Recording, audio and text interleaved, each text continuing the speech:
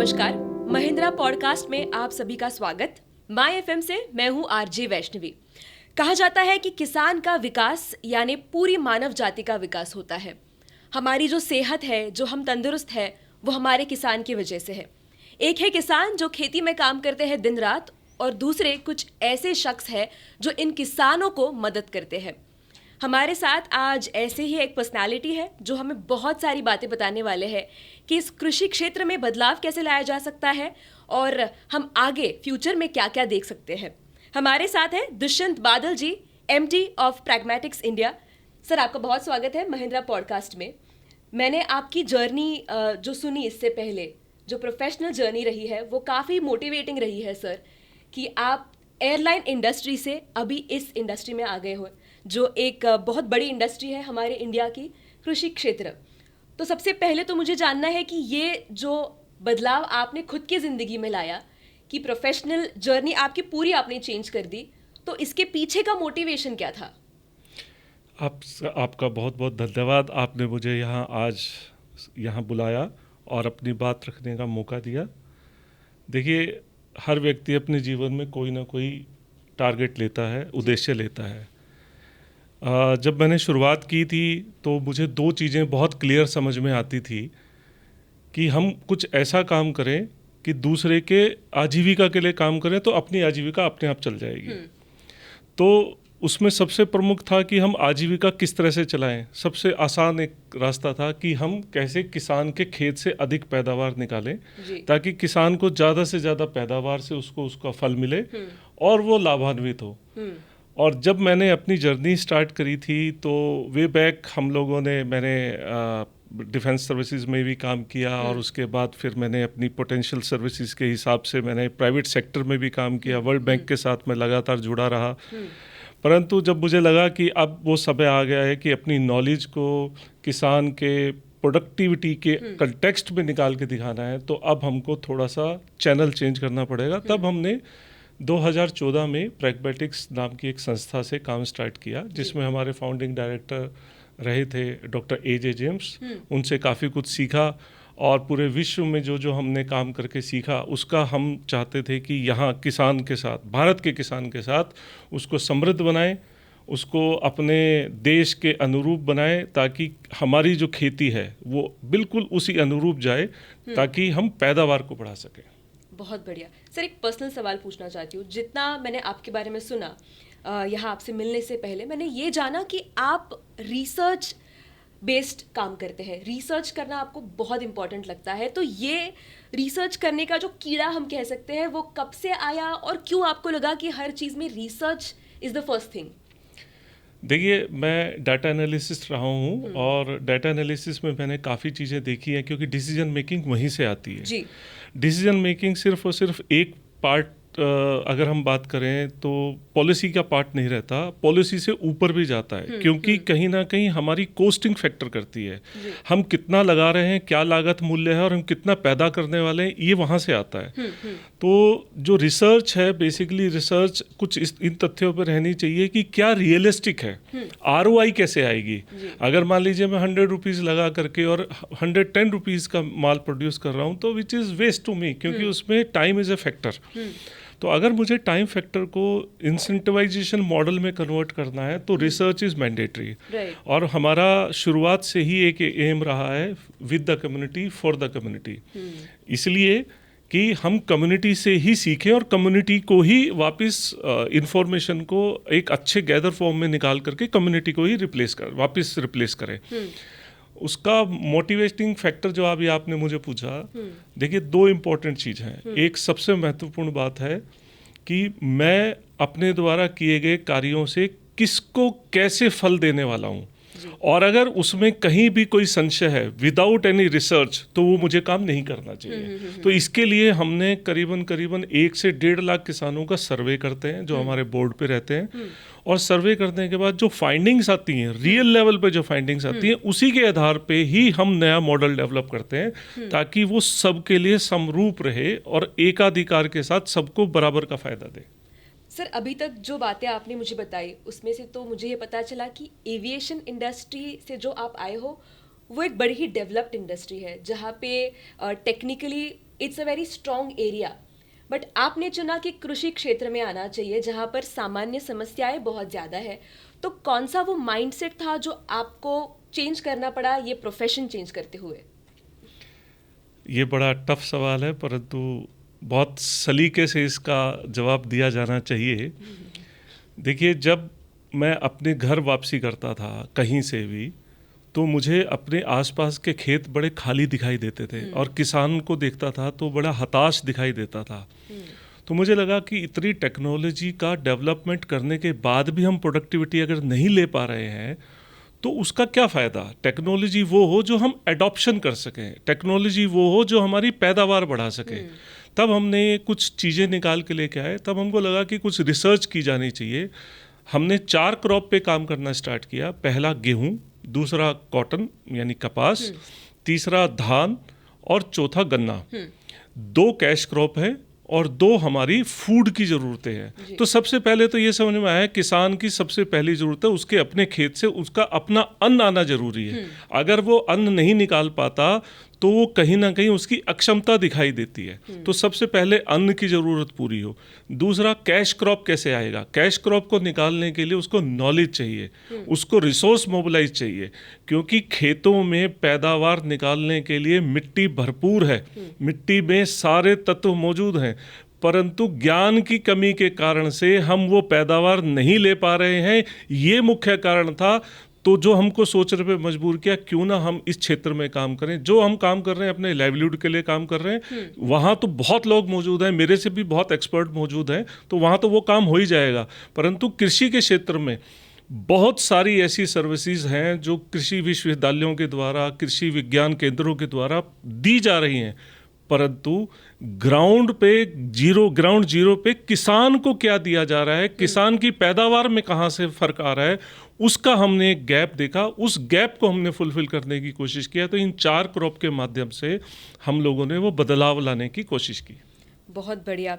जैसे कि दुष्यंत सर ने कहा और बताया हमें, उसमें से एक चीज़ समझ में आती है कि नथिंग इज़ इम्पॉसिबल। अगर आप सोचते हो कि आपको बदलाव लाना है तो आपको बस ठान लेनी है, रिसर्च करना है जैसे सर करते हैं, और फिर बदलाव लाना है। तो सर, जैसे कि अब मुझे समझ में आ रहा है कि आपकी एक्सपर्टीज़ रही है इस पूरे इंडस्ट्री में, मैनेजमेंट और टेक्नोलॉजी सबसे ज़रूरी हो गई है। तो कौन सी ऐसी टेक्नोलॉजी है जिसको हमने यूज़ करना चाहिए या फिर आज के किसान ने इसको कंसिडर करना चाहिए इम्प्लीमेंट करने के लिए?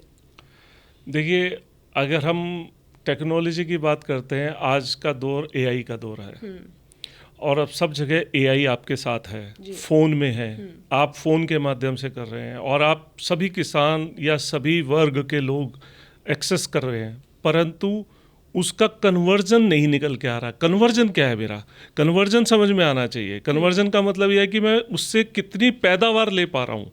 अब पैदावार कहाँ से आएगी? पैदावार के 2 ही कारण हैं मेरे पास। एक कारण तो क्या है पैदावार का, कि जैसा भी आपने कहा कि पैदावार लेने के लिए क्या इंपॉर्टेंट चीज़ है कि मेरे खेत में मुझे क्या करना है और किस ढंग से करना है, उसका मुझे पूरा ज्ञान चाहिए। उस ज्ञान के लिए जो हम लोगों ने एक पैकेज ऑफ प्रैक्टिसेस बनाई कि गन्ने की खेती करने के लिए, गेहूं की खेती करने के लिए, धान की खेती करने के लिए या कपास की खेती करने के लिए मुझे क्या सही तापमान चाहिए और किस सही तापमान में कितनी ज़मीन के अंदर नमी चाहिए और कितनी नमी के अनुसार मुझे बीज का रोपण करना चाहिए, ताकि मेरा जमाव बना रहे। जमाव रहेगा तो पैदावार आनी निश्चित है, लेकिन अगर जमाव ही नहीं होगा तो पैदावार नहीं आ सकता। तो इसीलिए उन मुद्दों को, बेसिक मुद्दों को लेकर के हमने रिसर्च किया और हमने भारतीय कृषि अनुसंधान परिषद के साथ मिलके बहुत सारी रिसर्च करी है। Sugar cane breeding institute Karnal के साथ हमने डॉक्टर बख्शीराम जी के साथ मिलकर हमने काफ़ी रिसर्च की है, जो कि गन्ने के क्षेत्र में पुरोधा माने जाते हैं। इसी तरीके से हमने doctor MP Sharma ji IISR Indian institute of sugar cane research Lucknow के साथ मिलकर मशीनीकरण के ऊपर बहुत काम किया है, ताकि किसान को दी जाने वाली जो सुविधा है, अगर वो नहीं भी समझ पाता, लेकिन अगर उस उपकरण को प्रयोग कर लेता है तो मात्र एक उपकरण के प्रयोग करने से ही वो अच्छी पैदावार ले सकता है। उसका हमने यहाँ पर पूरा एक तरह से ज्ञान को वर्धन करने की कोशिश की और हमने उनमें से कुछ ऐसे लोगों का चयन किया कि जो अगर मान लीजिए कि सभी किसान को आप नहीं सिखा सकते, नहीं बता सकते, या उनका अपना ज्ञान का एक सोखने का एक मूल मंत्र रहता है, परंतु कुछ ऐसे व्यक्ति जिनको हम सिखा करके उनके खेत में किराए से काम करा सकते हैं, उस तथ्य को यानी कस्टम हायरिंग सेंटर को हमने डेवलप किया। और आज वो जो एंटरप्रेन्योर जिसको हम कहते हैं, आज वो दूसरे किसानों के खेतों में वैज्ञानिक विधि से खेती करके पैदावार को एक अच्छे स्तर पर लेके जा रहे हैं ताकि उनकी आर्थिक स्थिति मजबूत हो। कृषि क्षेत्र में कुछ चुनौतियां हैं जो हमें आज समझ में आ रही है। उसमें से एक चुनौती आपने कही कि ज्ञान की कमतरता कहीं पर होती है, बट छोटे किसान जो है हमारे देश के सर, उनके लिए और कौन सी चुनौतियां हैं? बहुत अच्छा सवाल आपने किया है ये। देखिए, छोटा किसान होना कोई अपराध नहीं है, और वैसे भी वर्ल्ड बैंक की स्टडी के अनुसार आज हमारे देश में सबसे ज़्यादा किसान छोटे हो गए हैं। छोटे का मतलब छोटी खेती करते हैं, छोटे जोत के किसान हो गए हैं। परंतु जो बड़ी जोत के किसान हैं और छोटी जोत के किसान हैं, उनकी एफिशिएंसी में दिन रात का अंतर है। मैं ये नहीं कह रहा कि बड़ा किसान अच्छी खेती नहीं करता, मैं ये कहना चाह रहा हूँ कि अगर छोटा किसान पर एकड़, मैं 1 एकड़ का अगर संज्ञान देता हूँ, अच्छी पैदावार ले सकता है, तो बड़ा किसान अगर मान लीजिए कि 10 एकड़ की खेती करता है तो वो उसके समरूप प्रोडक्टिविटी नहीं निकाल पाता। उसके 2 मुख्य कारण हैं। क्या कारण है? सबसे पहला, हमको 1 एकड़ का बेंचमार्क चाहिए। हमको कितनी पैदावार लेनी है, हमें पहले उसका आकलन कर लेना चाहिए। और पैदावार कैसे ली जाएगी? पैदावार का एक बेंचमार्क है। जैसे मान लीजिए गन्ने के एग्जांपल में कहता हूँ, गन्ने का अगर मुझे पैदावार लेना है प्रति एकड़, महाराष्ट्र के किसान अलग लेते हैं और पश्चिमी उत्तर प्रदेश के किसान अलग लेते हैं। उत्तर प्रदेश में भी पश्चिमी उत्तर प्रदेश के अच्छी पैदावार लेते हैं और मध्य के अलग लेते हैं और पूर्वी के अलग लेते हैं। इसी तरह से बिहार का एक अलग कंटेक्स्ट है। लेकिन अगर मैं सभी की बात करूं तो एक चीज़ कॉमन है, छोटा किसान। छोटा किसान पैदावार कैसे समझ में आता है? इसको ऐसे समझ लीजिए कि जब हम भूमि के अंदर कोई भी बीज की तकनीकी रूप से जानकारी करते हुए उसका पौधारोपण करते हैं या 2 आंख का टुकड़ा ज़मीन में डालते हैं, तो हमारे दिमाग में उसी समय पे ये निर्धारित हो जाना चाहिए कि हमको कितनी पैदावार लेनी है। अगर हमने ये देख लिया कि 40,000 गन्ना हमको 1 एकड़ से लेना है, हमने संख्या बना ली, और अगर हम कहते हैं कि 1 किलो का 1 गन्ना होगा तो 400 क्विंटल की पैदावार बिल्कुल निश्चित हो गई। परंतु बहुत सारे पश्चिमी उत्तर प्रदेश के ऐसे किसान हैं या हरियाणा के ऐसे किसान हैं या पंजाब के ऐसे किसान हैं जो 1 किलो 1 गन्ने से भी संतुष्ट नहीं है, वो 2 किलो का गन्ना करते हैं, तो वहाँ 800 क्विंटल तक की पैदावार वो ले सकते हैं। लेकिन फ़र्क कहाँ है? आपका उद्देश्य क्या है? जब उद्देश्य होता है तो उद्देश्य की पूर्ति के अनुसार ही क्रॉप का इनपुट चलता है, और भूमि के अंदर जितने भी उपजाऊपन दिए जाने चाहिए वो उसके समरूप ही दिए जाएंगे। इसका अगर हम शुरुआत में ही अगर निर्धारण कर लें तो मेरा ऐसा मानना है कि छोटा किसान या बड़ा किसान कहीं पे भी वो किसी भी स्थिति में विपरीत नहीं है, दोनों किसान बिल्कुल समरूप है, परंतु पैदावार का निर्धारण करना अत्यंत आवश्यक है। इसमें एक सबसे बड़ी चुनौती और अलग चुनौती जो मुझे लगती है सर, वो है क्लाइमेट चेंज। अनियमित मॉनसून जो है वो फसल के उत्पादन पर कैसे प्रभाव डालता है, या फिर क्या उसमें बदलाव देखे जा सकते हैं? ये भी बहुत अच्छा सवाल है। ज़्यादातर किसान आज के संदर्भ में देखेंगे तो बाढ़, सूखा या पानी की कमी या मौसम में अचानक आए बदलाव के कारण से ज़्यादा कीट, रोग, इन सब समस्याओं से घिरे हुए हैं। बिल्कुल स्वाभाविक सी बात है। परंतु इन सब का हमको मशीनीकरण के माध्यम से ही इलाज हो सकता है। मैं आपको खुल के बता रहा हूँ, अगर हम चाहेंगे कि 1 एकड़ में हाथ से काम करना चाहेंगे तो नहीं होगा। क्यों नहीं होगा? एक सही तापमान के ऊपर, एक सही समय के ऊपर ही कीट आता है। अगर हमने उस कीट को बचाव करना है तो हमको उस तापमान के अनुरूप विदिन कुछ आवर्स के अंदर ही, कुछ घंटों के अंदर ही क्रॉप को वो चीज़ें दी जानी चाहिए। परंतु वो किसान नहीं कर पाता, क्योंकि मुख्य कारण है उसके पास सभी तरह के यंत्रों का अभाव रहता है।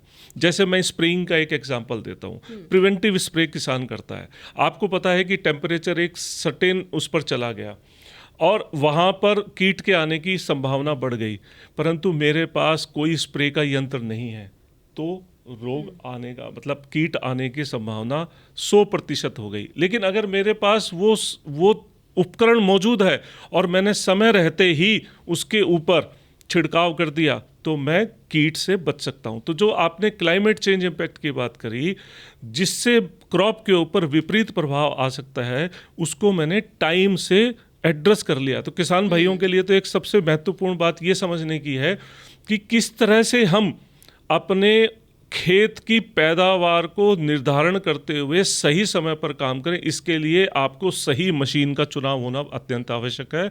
और अगर आपके पास वो मशीन नहीं है तो भी कोई बात नहीं है, क्योंकि छोटे किसानों के पास ज़्यादातर वो मशीनें उपलब्ध नहीं होती हैं। परंतु अगर वो मशीन नहीं उपलब्ध तो आप किराए पे भी काम करा सकते हैं, क्योंकि किराए पे काम कराने के लिए आपके पास तमाम तरह के, आज की डेट में अगर आप जाएंगे तो बहुत सारे आपको एंटरप्रेन्योर मिल जाएंगे जो आपके यहाँ किराए पे काम कर देंगे। आपको मशीन भी खरीदने की आवश्यकता नहीं है, क्योंकि अभी आप यूपी में देखेंगे, उत्तर प्रदेश में देखेंगे तो बहुत सारे ऐसे किसान हैं जो अपनी खेती के समक्ष दूसरों की खेती को किराए पे करने का भी काम अपने ट्रैक्टर के माध्यम से कर रहे हैं।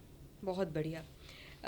सर, एक महत्वपूर्ण बात आपने बीच में कही थी कि लागत बढ़ाना बड़ा ज़रूरी है, बट इसके बीच में एक और चीज़ आती है कि फसल की जो कीमतें हैं उसमें अस्थिरता आ जाती है। तो ये दोनों चीज़ें किसानों को कैसे प्रभावित करती है? ये बहुत अच्छी चीज़ है जो आपने उठाई है किसानों के संदर्भ में। देखिए, एक चीज़ तो ये समझ लीजिए कि जो हमारी फसल की पैदावार है वो जानी तो मार्केट में ही है, यानी सेल तो उसको करना ही है। अब इसमें दो चीज़ें हैं। अगर मान लीजिए कॉटन का प्राइस या कपास का प्राइस, या अगर मैं गन्ने के प्राइस की बात करता हूँ, वो ज़्यादातर संरक्षित है, एमएसपी पे आता है। इसी तरीके से अगर मैं बात करता हूँ दूसरे संदर्भ में, जैसे मान लीजिए कि राइस की बात करता हूँ, पैडी की बात करता हूँ, या धान की बात करता हूँ, वहाँ पे भी एमएसपी आता है। परंतु हमको मार्केट की डिमांड के अनुसार ही हमारे खेत में क्या बोया जाना चाहिए उसकी समीक्षा हमको वेल इन एडवांस कर लेनी चाहिए। अब ऐसा नहीं है कि मेरा पड़ोसी किसान जो है वो गेहूं लगा रहा है तो मैं भी गेहूं लगा लूंगा, नहीं। मुझे पहले आकलन करना आवश्यक है कि आने वाले समय में किस फसल की ज़्यादा डिमांड रहेगी। एक तो ये बात है। मैं दूसरे कंटेक्स्ट को एक बहुत अच्छे आसान शब्दों में समझाना चाहूँगा, बहुत अच्छे से समझिएगा इस बात को, कि अगर पैदावार की अगर मैं बात करता हूँ, मिनिमम बेंचमार्क मेरा अगर 400 क्विंटल का है, गन्ने की बात से निकालता हूँ मैं, तो अगर मैं उससे नीचे जाऊँगा तो मेरी पैदावार कम होगी, तो मेरा लाभ भी कम होगा। परंतु अगर मैं उससे ऊपर जाऊंगा, 500 क्विंटल जाऊंगा, तो 100 क्विंटल मैं एक्स्ट्रा लूंगा, जिससे मेरी लागत मूल्य निकलेगी, तो मुनाफा मेरा स्वतः ही बढ़ जाएगा। अब वो मुनाफा कैसे बढ़ाना है, मुनाफा बढ़ाने की कुछ विधियां हैं। जरूरी नहीं आपको ट्रैक्टर में इन्वेस्ट करना है, जरूरी नहीं आपको मशीन में इन्वेस्ट करना है। जरूरी बात है कि समय पे वो कार्य होना चाहिए। और समय पे कैसे होगा, उसके लिए आपको आपके कृषि वैज्ञानिक भारत सरकार के माध्यम से या कृषि अनुसंधान परिषद के माध्यम से आपके चारों तरफ मौजूद हैं वो लोग, उनको आप उनके साथ वार्ता करते रहिए, समझते रहिए कि कब कब किन किन चीज़ों की आवश्यकता है, तो आप ये कर सकते हैं। और अन्यथा हमने एक मॉडल डेवलप किया है, उसको हम बोलते हैं कृषि तकनीकी सेवा प्रदाता, एग्रीकल्चर टेक्निकल सर्विस प्रोवाइडर। इस समय पूरे भारतवर्ष में हमारे पास 3600 से ज़्यादा एंटरप्रेन्योर हमारे साथ काम कर रहे हैं। अकेले उत्तर प्रदेश में 1880 एंटरप्रेन्योर हमारे साथ काम कर रहे हैं। वो किसान दूसरे छोटे किसानों को या किसान भाइयों को किराए पे मशीन उपलब्ध कराते हैं और इंश्योर करते हैं कि उनके यहाँ पैदावार अधिक निकले। और वो पैदावार तो स्वाभाविक बात है मार्केट में जाएगी, लेकिन अगर पैदावार बेंचमार्क से नीचे जाएगी, तय मानक से नीचे जाएगी, तो नुकसान होना तय है। परंतु ये वो लोग हैं जिनको हम तकनीकी रूप से पूर्ण रूप से सक्षम करने के बाद ही खेत में उतारते हैं, ताकि खेती का एक स्तर जो मिनिमम प्रोडक्शन क्राइटेरिया बोलते हैं, एमपीसी, मिनिमम प्रोडक्शन क्राइटेरिया के आधार पे अगर वो पैदावार निकालेगा तो स्वाभाविक सी बात है किसान नुकसान में नहीं रहेगा। इसके बाद हम बात करेंगे गन्ने की खेती और उसमें जो चुनौतियां हैं उसके बारे में। बट सबसे पहले तो सर मैं ये पूछना चाहती हूँ कि गन्ने की खेती हमारे देश के लिए क्या मायने रखती है? How important is it for our country? खेती इटसेल्फ बहुत मायने रखती है। जैसे गेहूं की खेती पेट भरने के लिए सबसे पहला महत्वपूर्ण सोर्स है, ठीक उसी तरीके से गन्ने की खेती देश की देश को आगे लेके आने के लिए दो तरह से इम्पोर्टेंट है। एक तो हमको ज़्यादा उत्पादन मिलता है, चीनी उत्पादन ज़्यादा होता है और हम अपने दूसरे कंट्रीज़ को एक्सपोर्ट कर सकते हैं, ये सिंपल सी बात है। दूसरा, जो हम अन्नदाता की श्रेणी से किसान को ऊर्जादाता की श्रेणी में लेके जा रहे हैं। ऊर्जादाता क्यों है? क्योंकि इससे जो हम इथेनॉल बना रहे हैं, इससे जो हम बायोफ्यूल बना रहे हैं, गडकरी जी का बहुत अच्छा इसमें चल रहा है और उन्होंने जिस तरह से चीनी मिलों को प्रोत्साहित किया है अपने यहाँ से ज़्यादा ऊर्जा निकालने के लिए, अभी ब्लेंडिंग 16% तक चली जा रही है। इसका मतलब ये है हम अपने खेतों से फ्यूल उगा रहे हैं, तो ऊर्जादाता बन गया हमारा किसान, अन्नदाता से ऊर्जादाता बन गया है। तो कहीं ना कहीं हमारा एक सौभाग्य ये बन गया है कि हम गन्ने की खेती से एक खेती से 3 तरह के काम कर रहे हैं। एक, पैदावार निकालने से आर्थिक लाभ ले रहे हैं। दूसरा, आर्थिक लाभ लेने के कारण से ज़्यादा रोजगार उपलब्ध हो रहा है। तीसरा, हम उस खेती से जो हमारा व्यर्थ जाता था पहले, जिसका हम यूटिलाइजेशन नहीं कर पाते थे, आज उसको हम अपने बायोफ्यूल में मिला करके देश की ज़रूरतों को भी पूरा कर रहे हैं। तो एक तो इसलिए गन्ने की खेती महत्वपूर्ण है, परंतु गन्ने की खेती करने से 2 आयाम के बात आके रुकती है। एक तो जो भी आप थोड़ी देर पहले भी पूछने की कोशिश कर रहे थे, जो आपने पूछा कि किस तरह से गन्ने की खेती को हम लाभान्वित बना सकते हैं, हमने सबसे पहला ये सवाल किया था। देखिए, लाभान्वित बनाने के 2 मुख्य कारक हैं। हमको प्रति एकड़, जैसे मैंने पहले बताया, कि कम से कम 400 क्विंटल, जो हमारा सब ट्रॉपिकल रीजन है, जो समुद्र से दूर के इलाके हैं, मैं उनकी बात करता हूँ, तो वहाँ इतनी पैदावार आनी चाहिए, क्योंकि वहाँ तापमान एक जैसा नहीं रहता, विभिन्न प्रकार के 4 तापमान लगते हैं, यानी 4 ऋतुएं आती हैं। और जब 4 ऋतुएं आती हैं तो गन्ने के ऊपर प्रभाव भी विपरीत पड़ता है। तो हमको उसके अंदर क्या चीज़ देखना चाहिए कि हम 4 तरह की क्रॉप के ऊपर आए। पहली, अगर हमको खरीफ में जाना है, खरीफ मतलब अगर खरीफ, रबी एंड जायद 3 तरह के मौसम लगते हैं, उसके अलावा एक चौथा मौसम और लगता है जब हम बात करते हैं। तो अगर हम उस क्रॉप सीजन में जाएंगे तो गन्ना तो 1 साल की नकदी फसल है। जब हम 1 साल में गए तो 4 मौसम लगे, परंतु उस 4 मौसम के दौरान हमको क्या देखना है कि हम कैसे सह फसली ले सकते हैं। अब सह फसली इंपॉर्टेंट है, वो क्यों है, वो आप ऐसे भी समझ लीजिए कि जैसे एक एग्जाम्पल के तौर पे मैं आपको बता सकता हूँ। आपके पास, आपके दादाजी के पास जितनी ज़मीन रही होगी, जाहिर सी बात है आपके हिस्से में, आपके फादर के हिस्से में उतनी ज़मीन नहीं रही होगी। और अगर आपके हिस्से में उतनी ज़मीन नहीं रही होगी तो आपका उसका 1/3 अब आपके पास आई होगी और आपके आने वाली अगली जनरेशन के पास उसका 1/4 भी नहीं रहेगा। इसका मतलब ये है कि ज़मीन नहीं घट रही है, लेकिन ज़मीन का स्वामित्व घट रहा है। तो स्वामित्व में क्या आता है, हमारे जितने भी ट्रैक्टर चलने चाहिए, जो 40-40, 50-50 एकड़ के लिए बने हैं, बड़े पावर के ट्रैक्टर बने हैं, तो वो तो छोटे 2-2 एकड़ की लैंड होल्डिंग में चलेंगे नहीं। और जब 2-2 एकड़ की लैंड होल्डिंग में नहीं चलेंगे तो पैदावार कहाँ से निकालेंगे। जिस तरह से शहरी क्षेत्रों का विकास हो रहा है, उस तरह से हमारा जो कृषि का जो एरिया है वो घट रहा है। परंतु अगर हमको चुनौती ये है कि हम इतनी बड़ी जनसंख्या को कैसे पोषित करेंगे, तो स्वाभाविक सी बात है उस समय पे हमको 2 चीज़ें, मुद्दों को यहाँ पर लेके आना होगा। एक, अन्न भरने के लिए संपूर्ण अन्न पैदावार खेत से आना चाहिए। दूसरा, नकदी फसल के रूप में उतना कैश हमारे पास आना चाहिए। वो कैसे आएगा, सह फसली से आएगा। और सह फसली के लिए किसान को 4 फीट की खेती पे जाना ही पड़ेगा। मिनिमम 4 फीट पे आप जाएंगे तभी फसल ले पाएंगे। अब किसान के दिमाग में बहुत बड़ा मिथ है कि मैं 4 फीट पे जाऊँगा, कम बीज डालूंगा तो मेरी पैदावार भी कम आएगी। ये बहुत बड़ा मिथ है किसान के दिमाग में। ये ठीक वैसा ही है जैसे एक गाय के ऊपर 2 बच्चे दूध पीते हैं तो 2 बच्चे अच्छे बलशाली बनेंगे, परंतु अगर उन्हीं एक गाय के ऊपर 5 बच्चे पलेंगे तो सब कमज़ोर होंगे। ठीक वही चीज़ यहाँ पर है। ज़्यादा बीज डालने से संख्या में बढ़ोतरी नहीं होती, पैदावार में बढ़ोतरी नहीं होती। गन्ना फसल सूर्यमुखी फसल है, इसको प्रकाश पसंद है। अगर इसको प्रकाश पसंद है तो जितना ये खुले आवरण में जाएगा उतना ये मोटा तगड़ा ताज़ा होगा और उतनी पैदावार देगा। क्योंकि हम किसान, अगर मैं किसान की भाषा में कहूँ तो मैं गन्ना नहीं बेचता, मैं वजन बेचता हूँ। और वजन बेचता हूँ तो उसके साथ स्वाभाविक सी बात है जूस भी बेचता हूँ। और अगर जूस ज़्यादा बेचूंगा, पैदावार ज़्यादा होगी, मोटा ज़्यादा होगा, तभी तो मेरी पैदावार आके जाएगी। मैं गन्नों की संख्या नहीं बेचता हूँ, मैं वजन बेचता हूँ। इसको अगर हम आकलन की दृष्टि से देखें तो हमारी पैदावार आ सकती है और साथ में सह फसली ली जा सकती है, बहुत स्वाभाविक तौर पर।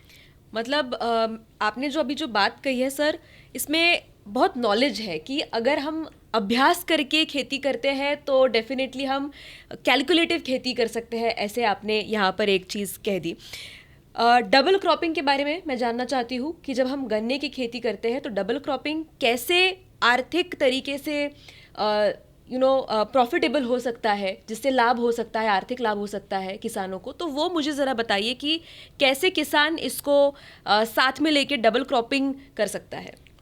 वैसे तो ये बहुत विस्तार का विषय है, परंतु इसको संक्षेप में अगर मैं समझाऊं, जैसे अक्टूबर माह में जब गेहूं की बिजाई होती है, अगर उस समय हम अक्टूबर माह की बुआई के समय गन्ने के साथ गेहूं की फसल लेना चाहें तो वो स्वाभाविक है, पॉसिबल है, की जा सकती है। शर्त ये है कि वो 4-4.5 फीट पे गन्ना लगा हुआ होना चाहिए। एक बात तो ये है।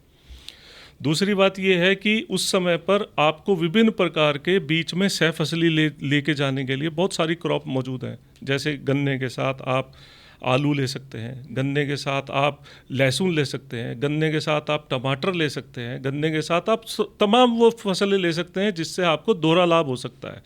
जो आप दोहरे लाभ की बात कर रहे हैं, वो ये जो क्रॉप है ये 180 दिन तक की भी होती है। अब 180 दिन के बाद क्या, अब मैंने गेहूँ काट लिया, गेहूँ मान लीजिए कि हमारे पास ऐसे किसान हैं, एक जागबली है, उनके खेत में जब हमने पैदावार देखी तो 180 क्विंटल की पैदावार प्रति एकड़ की दर से थी। वो सिर्फ गन्ना ही लगाते थे और ज़्यादा बीज डालते थे।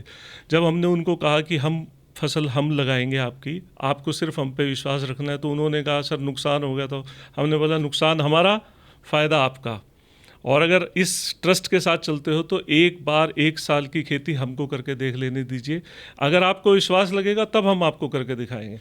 तो जागबली जी के खेत में हमने कम बीज की मात्रा प्रयोग करी, 4.5 फीट पे गन्ना लगाया, मशीन से गन्ना काटा और पेड़ी फसल भी ली, परंतु उस समय पर हमने उसके साथ गेहूं की भी बिजाई करी, जो कि उनके उसी खेत में जिसमें गन्ना था, जो कि पैदावार उनकी 713 क्विंटल की इस वर्ष काटी गई, उसी खेत में उनके पास 18 क्विंटल का गेहूं निकला था। और अब उन्होंने मूंग लगाया है, मूंग भी मुझे लगता है अच्छी पैदावार आएगी अभी आने वाली है। तो ये जो तमाम तरह के जो किसान जो ये समझता है कि हमें सह फसली कैसे लेनी चाहिए, आलू के साथ बहुत पर्याप्त है, ये हम ले सकते हैं। और ख़ासकर जो मैंने बार बार बताया कि जो सब ट्रॉपिकल रीजन है हमारा, सब ट्रॉपिकल रीजन के अंदर ये बहुत अच्छा उदाहरण है कि किसान एक फसल पे निर्भर ना रह करके नकदी फसल के साथ अन्न की फसल भी ले सकता है और अन्य दूसरी फसलें भी ले सकता है, जिससे अपने परिवार का भी पालन पोषण कर सकता है। और साथ के साथ पालन पोषण करने के साथ साथ एक महत्वपूर्ण किसान नकदी फसल को लेकर के आर्थिक रूप से फायदा ले सकता है। ये सबसे इंपॉर्टेंट बात है।